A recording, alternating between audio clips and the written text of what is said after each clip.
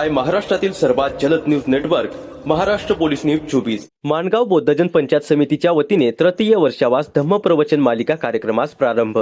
बौद्धजन पंचायत समिती माणगाव या सेवाभावी मातृसंस्थेच्या विद्यमाने आषाढ पौर्णिमा तथा गुरुपौर्णिमेच्या या मंगल दिनी बुधवार दिनांक 29/7/2026 रोजी भारतरत्न डॉक्टर बाबासाहेब आंबेडकर सांस्कृतिक भवन माणगाव येथे तृतीय वर्षावास धम्मप्रवचन मालिकेला प्रारंभ करण्यात आला।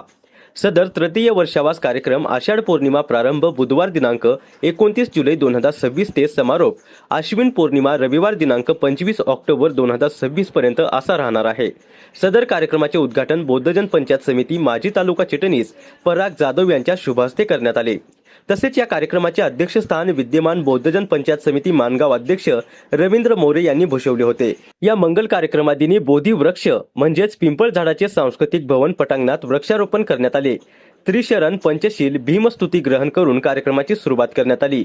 बौद्धजन पंचायत समिती माणगाव या तालुका शाखेच्या एकूण 11 शाखा आहेत। या 11 शाखेतील सर्व पदाधिकाऱ्यांचे विद्यमान तालुका शाखेच्या वतीने सन्मानपूर्वक स्वागत करण्यात आले।